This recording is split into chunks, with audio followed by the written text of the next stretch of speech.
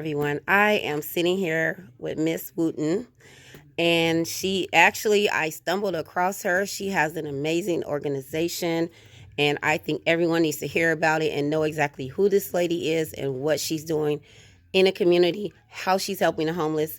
And I think we all can learn a lot from this lady. So, Miss Wooten, how did you get started? What is your story? Who are you? Oh my. I mean, you guys won't believe it, but I mean, first off, who am I? I am a black woman in Sacramento, a mother of three, grandmother of three as well. Um, I'm someone who truly loves the kids, to be honest, because it's about the youth.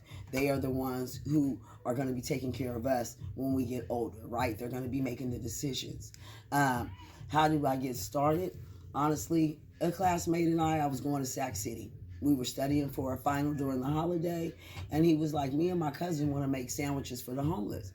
And I was like, sandwiches? That's cool, but we need to make them a home cooked meal like we eat. We need the turkey, the dressing, gravy, sweet potato pies. I mean, all of it, right? And he was like, that makes sense. And I put an event together on Facebook. I think I called it Race to Feed the Hungry. When it got mixed up, people thought it was that big marathon race that they do fundraiser every year. So I changed the name to Feed Sacramento Homeless. But within 2 weeks, we had enough volunteers and food to feed almost 100 people. You see, and it just took me, I was amazed. I couldn't believe all I had to do was say, help feed the homeless, right? With that, we had no plan. We had no idea of how we were going to disperse this food. People met at my house. I lived in Meadowview. We had about 20 volunteers, probably about 5 to 6 cars, and we just rode around every hood that we knew about in Sacramento. Started on Stockton Boulevard, Florin Road, 47th, MLK, through Oak Park, and we ended up by Loaves and Fishes. And I got there, and we probably had about 15 plates left. And I was like, oh my God, I got so emotionally overwhelmed by seeing how many unhoused members it was in Sacramento. And it even pained me more because I live in Sacramento. I pass that area daily or weekly or whatever. And I didn't realize how many people were unhoused. I'm talking about children, right? Kids that need to be sleeping in their beds at night in the comfort of a home where they feel safe. But I get it, they're safe with their parents, but it hurt me really bad. So I knew it had to be more that I had to be done. I took time and a little more on the personal level. I was doing soul seeking. I wanted God. I needed to know my purpose in life. I mean, I had my babies and they were getting older and all this stuff, but I just knew I was here to fulfill something more than being a mom. And before I knew it, God was like, Bobby, feed my people. You know what I mean? This is what you're here for. And I was in awe. I was amazed. Right now, today, I still don't believe that I'm the person that I am from who I used to be. I don't like germs. I don't like people touching me. Don't get on my bed with your outside clothes. I'm dapping. I'm just not that person. So I thought, right? So I thought. But when it's said and done, God put me in this position. And all I can do is stay in those shoes to fulfill what He has my purpose is until it becomes something else or branches out to more, which now has become the Bigger Picture Mentor Program, where we have cohorts of youth that we started like 15 youth. We've been approved to have 30 now, right? Because we are making such an impact, which when they say it, I'm like, well, I'm just their friend, but I'm not. I'm the shoulder that they know they can come cry on. They can come get advice from me. I like providing a safe place for these youth to come, right? So they know that we can talk about anything under the sun. They know I'm not going to tell their parents. You see what I mean? They call me outside of their parents if they need something. And we always use our original Feed Sacramento Homeless, right? To allow these youth to come out and experience feeding the unhoused, knowing that you must be kind to people, to treat people with respect, humanity, make sure their dignity is left intact. Because it doesn't matter where you live, you still are a human being that deserves respect at the minimum, right? So if we can provide youth with that experience with those who they don't understand why, when, and how, where they now understand and realize that these are just regular people like you and I. And That's the beauty and the connection of feeding the unhoused and having the mentor program, right? We're teaching, we're bringing humanity back. And so, who am I? I am somebody who has been called a community leader, an advocate, um, someone who just loves the kids, but I'm really just an individual. I'm a person out here who wants to make a difference. I want to give youth the things that I felt like I missed in life, right? The opportunities that I feel like I could have had if I would have had that one person that I connected with, to show once again, doesn't matter where you come from, doesn't matter where you start, it's about where you end. And everything in between is nothing but training and lessons to get you ready for that big thing in life that God has waiting for you. So that's who I am. We sponsor kids for their prom. We do toy drives. Prior to COVID, we did talent shows. But everything that we are is about providing a family reunion environment for our peeps on the streets. That's why they consistently come, because we're consistent with them, right? Every third Sunday, they know that we're going to come to Del Paso Boulevard with a home cooked meal, clothes, and resources, right? Every fourth Sunday is a floater for us because our location that was permanent is now, no longer available. But our goal is to have 2 feeds a month where we're providing resources in addition to our mentor program. The holidays, we do the big holiday meals for Thanksgiving and Christmas, and we want to be we're filling in the gaps, right? We want to be that bridge. We want to be the one, if you can't get to the larger entities, here we are right here in Oak Park, right? There's a bus route. Give me a call.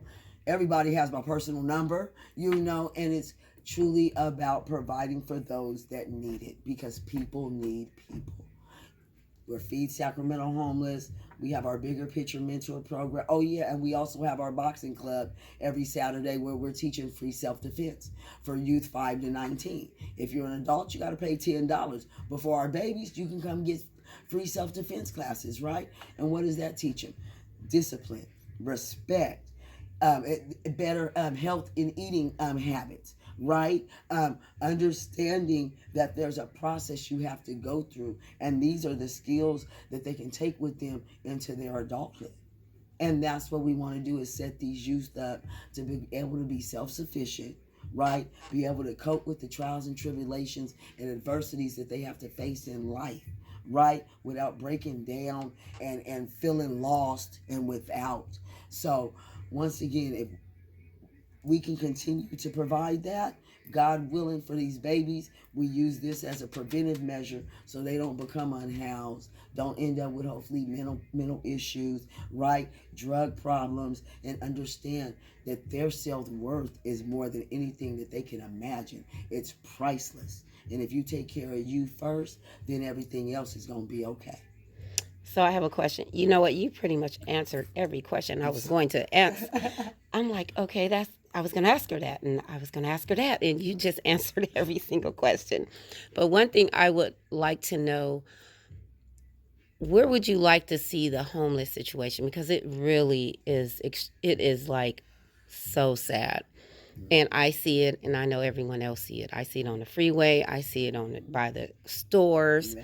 So I understand you're feeding the homeless, but what more would you like to do? And I know you spoke on housing, but what more, or who would you like to connect with? Like, what do you see we can do regarding this homeless situation? What do you think needs to be done? Honestly, what we have done in the past, we have hosted workshops and resource fairs for the unhoused. We go right into the encampments. We bring out people that have immediate hire for jobs, COVID testing. If you want your GED, we have people that have ID vouchers. You see, so we do try to provide resources for them to where they can begin to take the steps to become self-sufficient. What people have to understand about the unhoused is they're like an onion. They have layers of trauma, troubles, issues, right? So you have to be an organization that's ready to deal with each layer at their level, at their time. We have to meet them where they're at. You see, it's not one fix for everybody at all. You have to be understanding that it's going to be painful. It's going to be a process. They are going to backslide. Things are going to happen. So, our ultimate goal is to have a community center where we have a one stop shop for the unhoused to come in and, oh, you need ID, let's get you ID. You need clothes, let's get you some clothes. We are already partnered with Cortex Staffing to where if anybody says they're from Feed Sacramento Homeless, they're going to get a job as long as they have all their stuff in order. You see what I mean? So that's one thing that we do to help get them off the streets or at least to that next step. Um, as far as housing, I mean, when it's said and done, we need to allow for the unhoused to stay in their communities. I understand that it becomes an eyesore, quote unquote. I understand that it affects the businesses. Don't get me wrong. But when we have individuals that have been living somewhere for 30 days or more, and then the city comes in and makes a move, that just displaces them all over again. So how can they begin to work out anything if they're constantly chasing their tail? You see what I'm saying? And once again, I understand nobody wants them anywhere. But we have to come to some kind of agreement to where we have multiple unhoused communities where these individuals are feeling safe because they've been there, they have their own set of rules, laws, and understanding. And then from there, we go in there, we reach each one slowly but surely, maybe some a little quicker than others, right? But we work with them individually. We're compassionate, we're understanding of what their situation is, and know that, once again, it's going to take steps. We got to peel the layers off the onion, but we got to be patient. And at some point, if it's something that they really, really want, they are going to get off the streets. Yes, food is only one piece of it. That just allows them to be able to get to the next day, right? Or the next move or that they have to worry about. Because when I'm hungry, I sometimes can't figure out what I want to do. So, yeah, we're always going to provide a meal for them. You see what I mean? But it has to be more. So, we need funding, right? We're in an office now at the Fruit Rich Collaborative, but it's really not big enough to do much. We need a community center where we can have other individuals come in and provide the services that are needed for these individuals to move on to the next step in their life. So, who is it that you would like to talk with in Sacramento regarding your program? Because I know you already linked up with a lot of people. But in a sense, when it comes to the homeless, it seems like it's a touchy subject because in reality, no one knows what to do. They come up with all these plans and goals and all this stuff, but it never seems to pan out. So, who is it that you would like to speak to talk about these issues to actually get the funding that you? Sacramento has funding. We know it, right? Sacramento has the funding to make this happen. Really, what needs to happen is the city needs to talk to the grassroots organizations, the grassroots nonprofits, and really be prepared to hear us open-mindedly, right? Then when you hear what we have to offer and our suggestions, take a chance, right? Because so far, what else is working? But if we're the ones that have the boots to the streets, we're going to the encampments, we're the ones doing the surveys, talking to the camp leaders, understanding what they need, and trying to make it happen on a I don't even know if I want to say on a surface level, but at the beginning levels, right? Believe and trust in us. Give us the funding that we need so we can help these individuals. You know, I know there's other organizations that have been here long standing, and not to take anything from them, but the problem hasn't improved. It hasn't improved. So we need to start funneling that money really to those that you know who are truly doing the work, and allow us to make those referrals to the larger entities that have the resources, right, or the means to pay rent for the first and second month, to where we have them in a job, y'all get them in the house, and then we can begin once again, this chain reaction of getting them set up to where they're self-sufficient and comfortable, and understand that they're still going to need some counseling and stuff like that to become rehabilitated into the real world, right? So the city just needs to trust and believe in those that are truly putting in the work. I love that you said that. How much money do you feel would be enough for your organization? For my organization, I mean, honestly, if we started out with $1 million, we could make some things happen, right? And I'm even speaking not even staff wise, even though none of my staff gets paid. I have a board of 10. We all are volunteer. Monies that we get, we agree that we want to put it all back into the community, right? But if we're able to build capacity, then of course we can do a lot more, right? And then we'll be able to have another program that's just for housing. You see what I mean? We'll be able to have the program where we can pay our unhoused members in the community so they can still be able to live, eat, and pay their rent, right? Because it's going to take a while for them once again, because it's a mindset. And it also takes a village. Right. I know there are a lot of organizations out there that do a lot of similar things in regards to feeding the homeless. In my thought process, I always think about Martin Luther King, and the Poor Man's Campaign, and how he was able to gather all these people from all these different backgrounds together and be able to have one common goal. Right. So I feel like if we were to be able to get back to that, it'll be a lot more change. Because there's power in numbers, right? There's power in There's numbers. power in numbers. And one thing that I've always said is people need people. I don't care if you're rich, middle class, or poor. We cannot do this by ourselves. And you are so right about that. That's why we have community partners. That's why we have the Coalition for Bread, right? Bringing respect.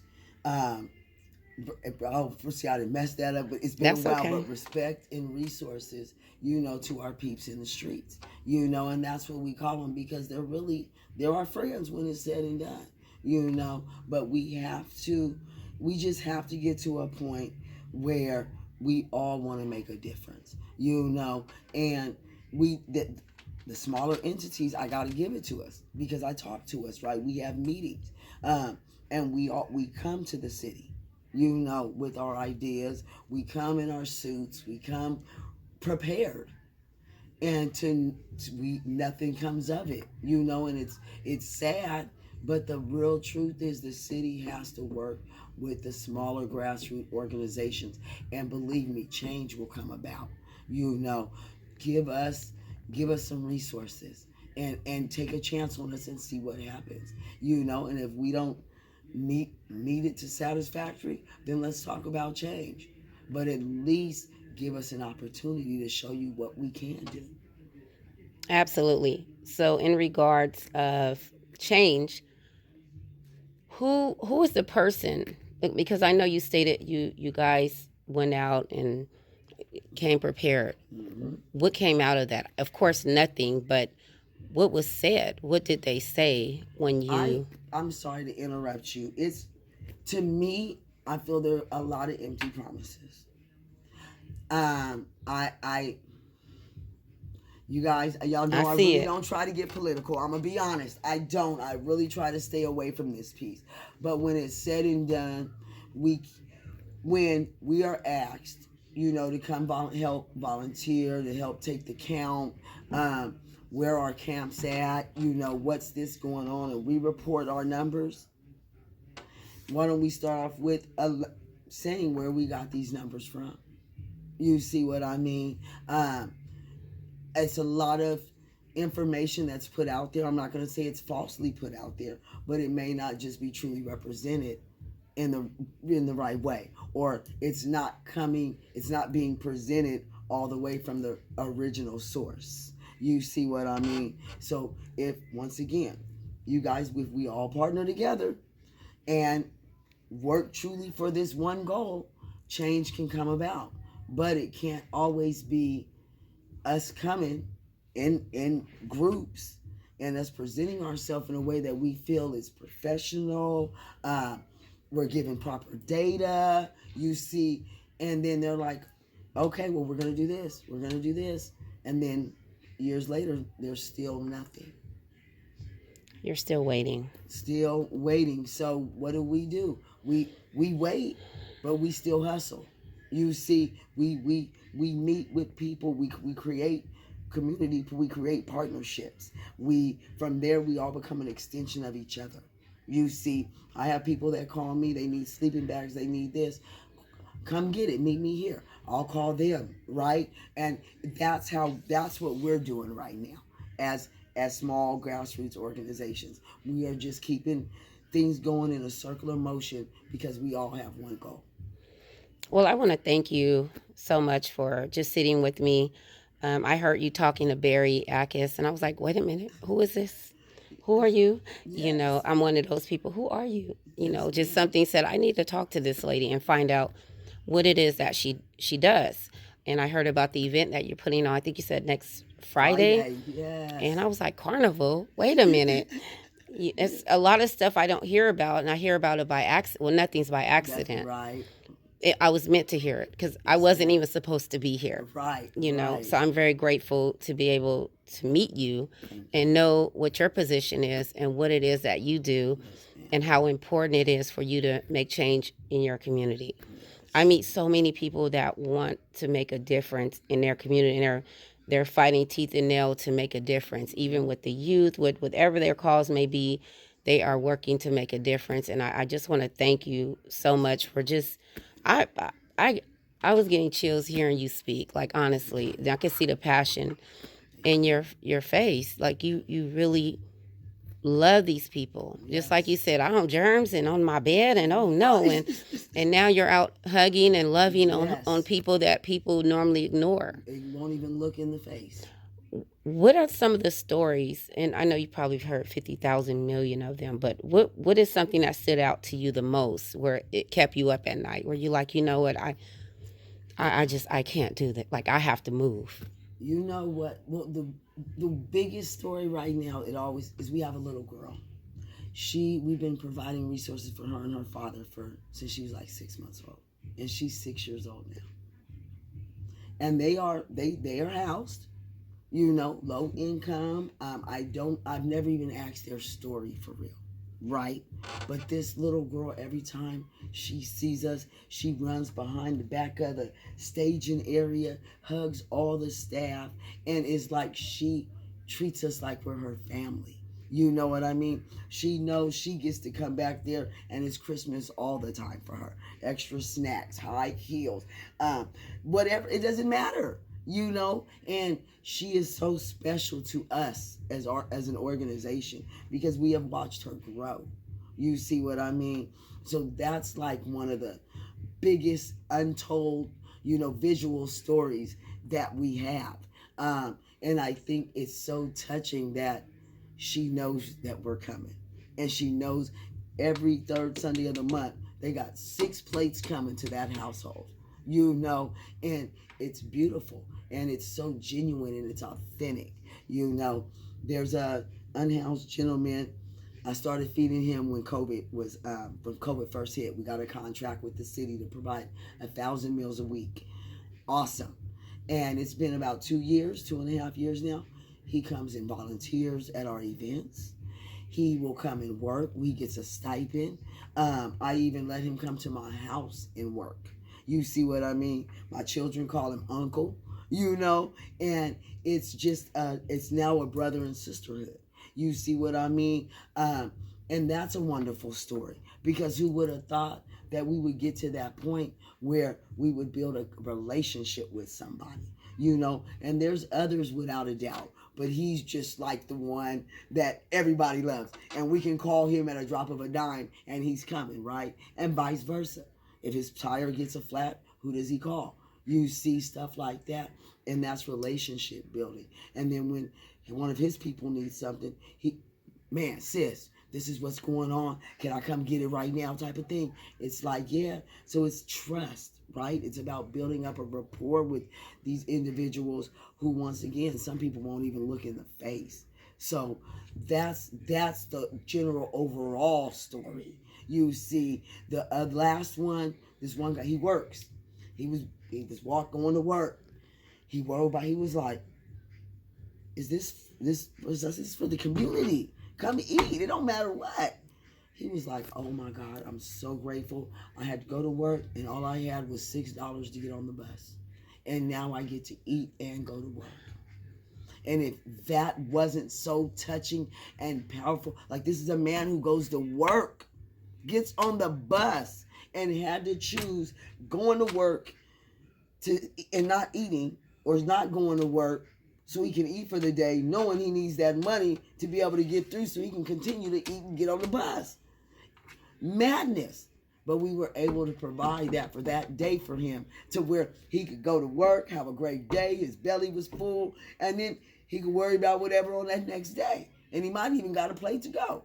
So those are the kind of stories that come through that let me know this is what we're here for.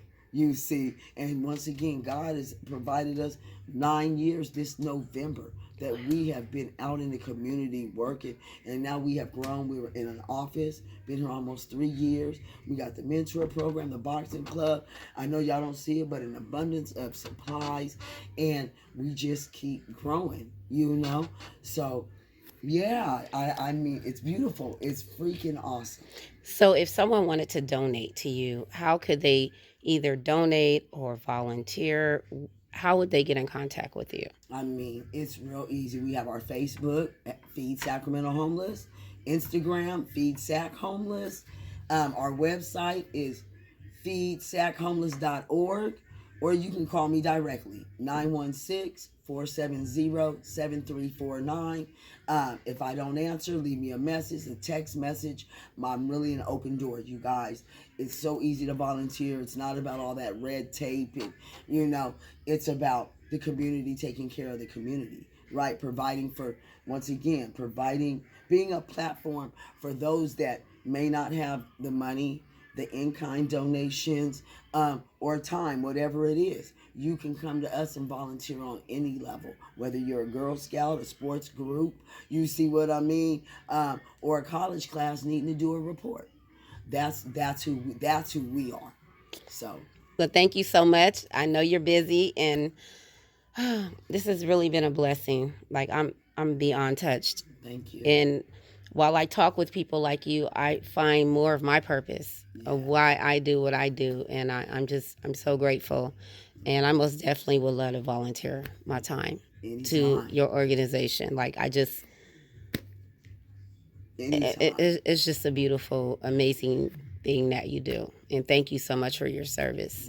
And hopefully we can get some funding from the city. Yes, ma'am. Look, it ain't what you know, it's who you know. It's who you know, and that's the truth. But I thank you for taking the time. I mean, for seeing me outside and feeling what you felt to want to talk to me. Because like you said, nothing happens on an accident.